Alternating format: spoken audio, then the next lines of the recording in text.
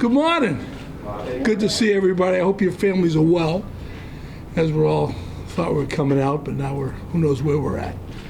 But anyhow, it's good to see everybody, and let the games begin. What have you seen so far in camp, and what are your expectations for this team? Well, Jordan, we've had some good work. We really have. The weather's been pretty cooperative. We've had comfortable days, and we've had a couple of cookers, so that's been really good.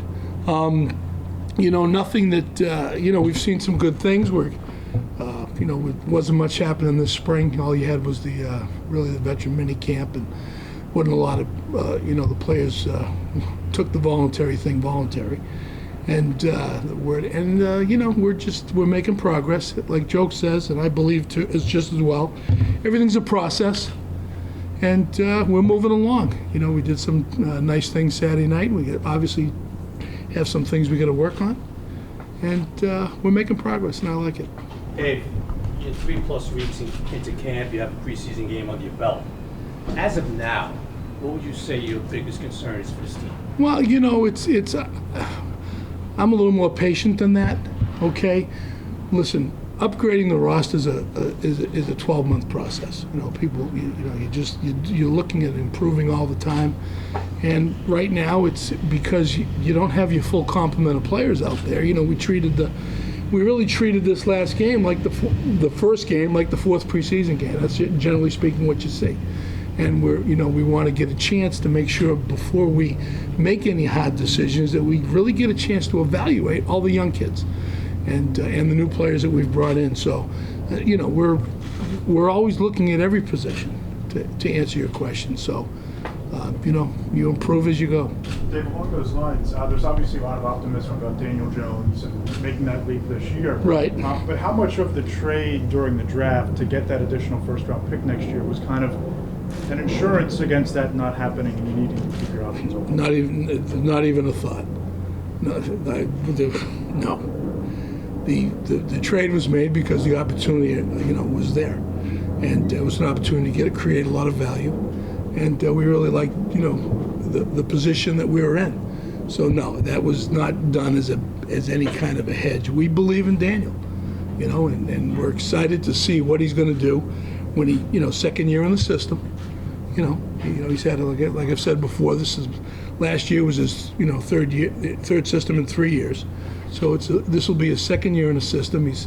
How diligent the kid is. We've talked about it all the time. He works, he works just as hard on the field as he does off the field. And he's more comfortable, he's more prepared. And, it'll be fun to see what happens when we finally get the full complement of players out there with him. Dave, Kadarius Toney obviously hasn't been on the field a ton so far for various reasons. What are your thoughts on his start so far? Any kind of level of frustration, just not getting to be able to see him as much as you'd like? Daryl, it's that way with any young player. You want him on the field. The COVID piece is real. It affects it affects everybody very differently. And, that's been a little bit of the stop and start. And, he'll get there. He's working his fanny off, getting healthy. And it's just, he's had that stop and start, and it doesn't make us any less enthused about him. I mean, the kid's got tremendous talent. And he's been great in the inside in his rehab. He's been terrific in the classroom. He's engaged, and the kid wants to be out here. He's a competitor, and again, I treat contracts like injuries. Contracts get done when they're supposed to get done. Guys get healthy when they're supposed to get healthy, and he'll be out there, and we trust our medical staff implicitly. Dave, how do you balance being patient and letting the process play out versus, okay, after seeing so much, maybe we got to start thinking about doing something? How do you achieve that balance? It's a process that you keep working through, Patty. At some point, at a certain point in time, when you got to pull the trigger. Okay, and I think that since I've been here, you guys have seen I'm not afraid to pull the trigger. So there's a balance. It's a legitimate question because it's kind of like, but we'll know And I think that we need to have another preseason game. The last year we didn't have this. We didn't have this. We didn't have preseason games, and it's difficult. It made it difficult. We weren't any different than anybody else. I'm not suggesting for a moment we were, but at the end of the day, Patty, you're right. We've got to understand when it's time to pull the trigger, and right now I'm really excited about us going to Cleveland, and I guess some of you folks are going to be out there getting a chance to work against them, and then playing on Sunday, and that I think will give us a real good indicator of where we're at. You've said many times that it takes 3 years to evaluate a draft class. I'm curious, how would you evaluate your 2018 class? Well, we're Saquon. Will is, Will had a tough season last year, but he's really having a terrific camp. Unfortunately, Lorenzo got hurt, last year as he was really coming on, and he's ready to go. BJ's been a steady, solid contributor. Obviously, Kyle's gone and RJ's gone, so that's where that draft class stands. Dave, seeing how the injuries that have caught up to Saquon, do you still feel as passionately as you did in 2018 that running back was the right place to go? Absolutely. He's stuff happens. Not everything's perfect, and there are guys all over this league that get hurt, and big time players, and he's done a great job rehabbing, and I feel the same way about him. He's different, and he's going to be ready to go when he's ready to go. Obviously, though, that stuff does happen more to running backs. Is that not? I don't know that that's true. You don't believe that they have shorter career lives than maybe other positions because of maybe the hits that they take? Jordan, really and truly,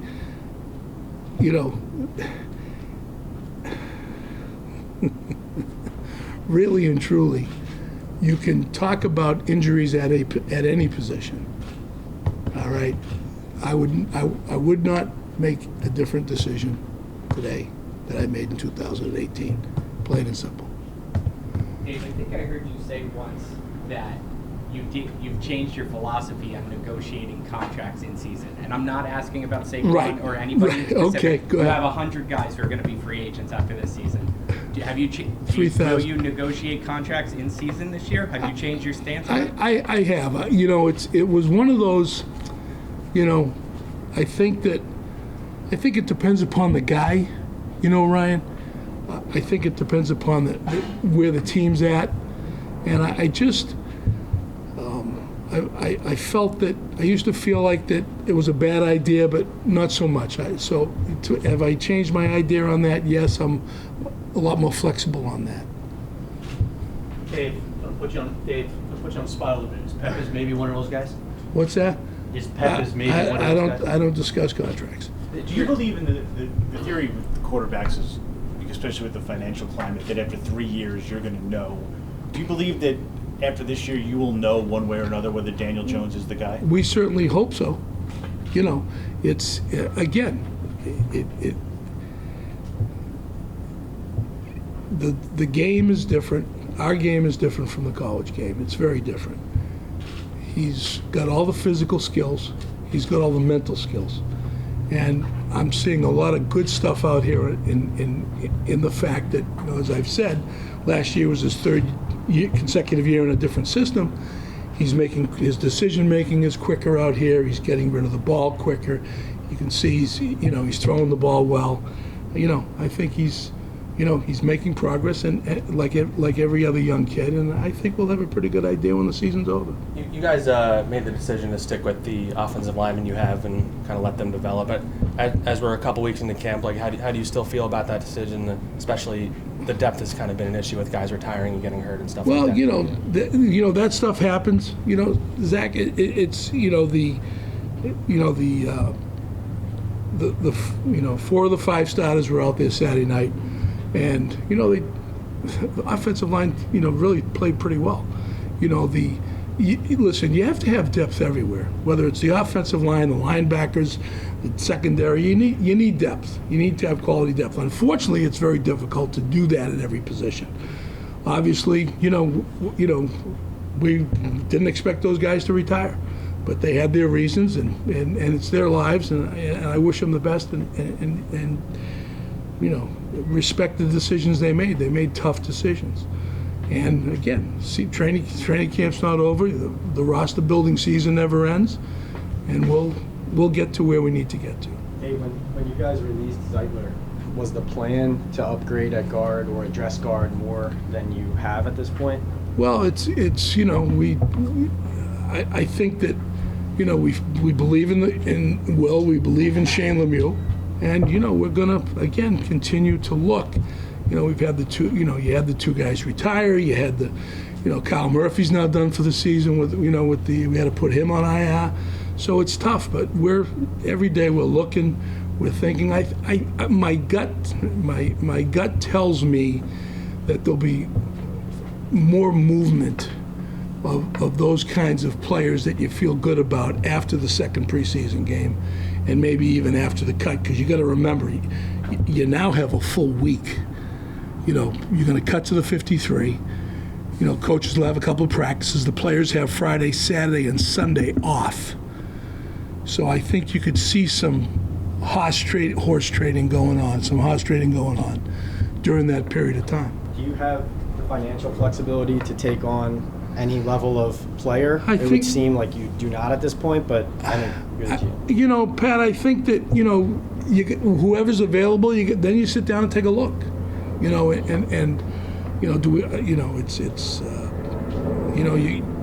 the end of the day, we're going to do what we need to do. If that answers your question. David, obviously at that position, there are different tiers of players that you're talking about. Right. Is your focus right now upgrading the depth behind what you see as the starting five? Or do you think there will be opportunities, or you may have to take opportunities to improve that starting five? I think there's a lot of things that are in play and in my head. It's we want to certainly address that position as well as we can. And I've learned that if you have patience, stuff happens. All of a sudden, a player becomes available that you weren't expecting. It's kind of like what happened with us in free agency. All of a sudden, Adoree Jackson's available. All of a sudden, Kyle Rudolph's available. So I had a buddy of mine taught me a saying: you don't lock your knees. Okay, so it's you just sit there and you talk to people, you make phone calls, you watch film. Hey, is this guy available? Hey, would you consider moving that guy? Hell no. Yeah, I would. For this, and you have those conversations, and it's a chess piece. You obviously, just as a follow-up, yesterday you guys traded a sixth in 2023 for Crossan. Right. In terms of assets, draft assets, will you be willing to dip into 2022? And was there a thinking of going beyond that? I prefer not. Really and truly, I prefer not to. We've got 10 picks, and you got doubles in the first, third, and fourth rounds. So we got some pretty good assets there. So we'll see. I mean, but the bottom line is, it's an asset. It's a chit. It's something you can use. You don't have to. You don't necessarily hoard to a certain degree. If a guy's worth it, you're going to do it. If a guy's not worth it, you don't do it.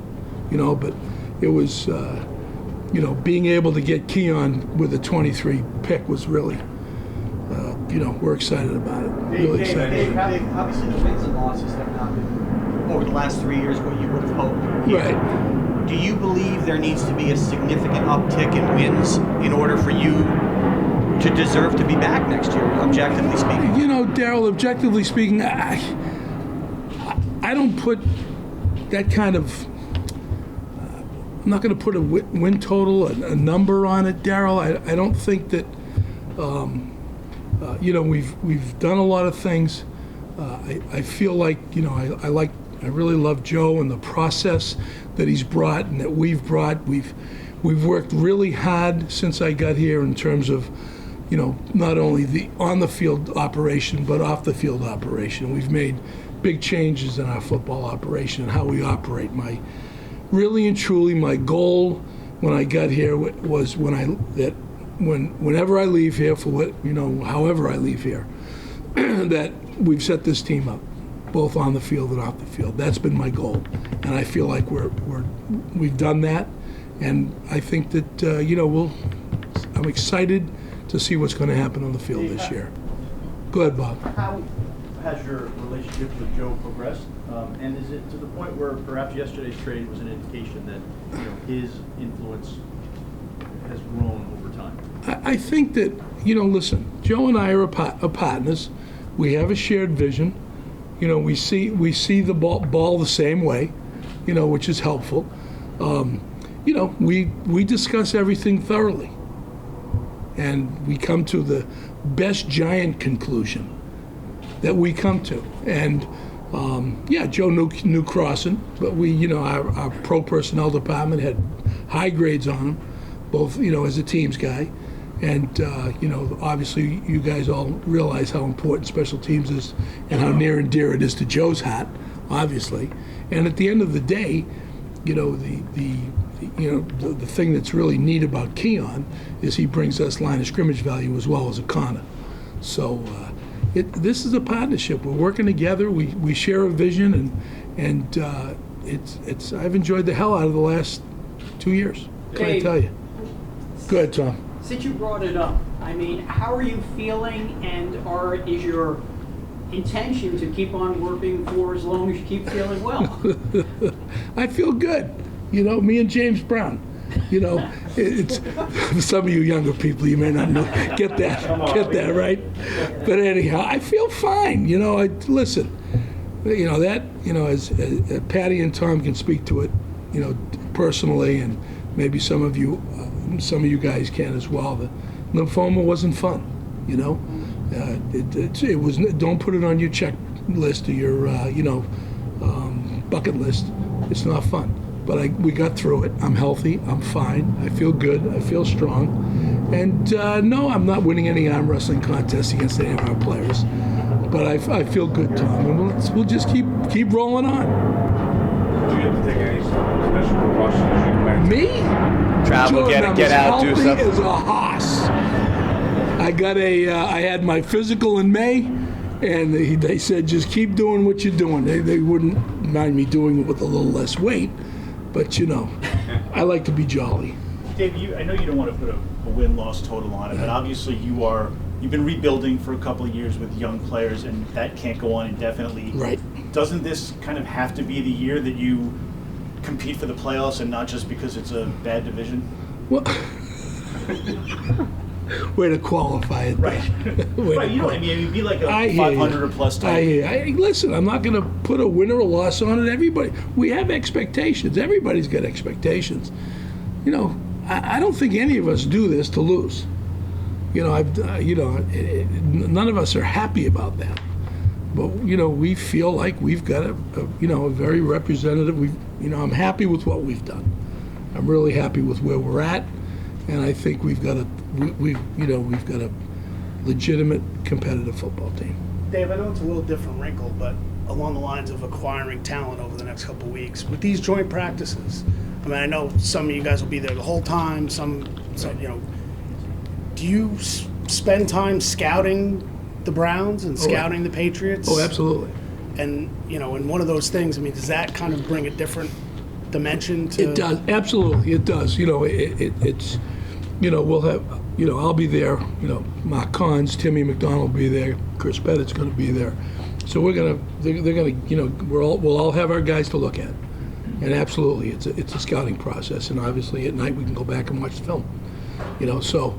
That's one of the nice things, because you can get up on top of guys and see the body style, the builds, and what they look like. It's a great scouting, great opportunity to scout players up close and personal. Dave, going to Cleveland this week, you guys are going to get a chance to see Odell Beckham Jr. again. Just curious, your thoughts on your receiving corps today versus where it was and how far it's come since you made that trade. I like our group right now. I really do. Just a matter of getting everybody on the field and getting in rhythm with Daniel and doing those kinds of things. I'm very happy with this group. To kind of piggyback on that question, when you made that trade, you said you wanted 2 or 3 years to sort of assess how well you had done in that trade. Looking back on it, you feel like you got enough? You're happy with what you acquired? Well, I turn around and put that question back at you. I'm happy. We've got, it's Dexter. X-Man's had his injury issues, but when he's been out there, he's shown promise. And Jabril's done a hell of a job for us. So I like that group. Take two more. Dave, two more. Tim McDonald got a little bump in his title. Can you just talk about what he brings to your guys' personnel room? Yeah, Timmy is, he's very bright. He's a really good scout. He gets, he's one of those people. There's a saying: if you want something done, give it to a busy man, and that's Timmy. And he brings a nice, fresh outlook to everything. He and Mark Cons have, do a hell of a job. We've really worked hard at setting up processes so that at the 53 we're ready to discuss things. As the trade deadline gets closer and closer, we've already started the trade process, looking at those kinds of things. Free agency, we're getting much further ahead of the posse than we were before, and Timmy's brought as well as Mark have been huge helps there, and that's what they do. Timmy's very bright and promising guy. That increases his involvement in those processes, or that kind of makes official where it's he's just, already involved? he's part of helping develop those processes, Pat. Okay. Dave, when you get down to 53, will vaccination have any say in the decision, or is it just on the field? No, the 53 best players will be on our 53. Plain and simple. Plain and simple. Our guys that, you've got, right now every team has guys in various stages. Some guys have had one shot, some guys have had two shots, and they're waiting for the 2-week period for full vaccination. So everybody's in different stages, okay? And so obviously the guys that have not fully completed are masked up right now, and they've all done a great job. They've been very cooperative. They've really done a great job of following protocol and being compliant. So I'm not worried about it. I'm not concerned. The 53 best guys will be on our club, vaccinated or not. One more. Last one. Have I got anything?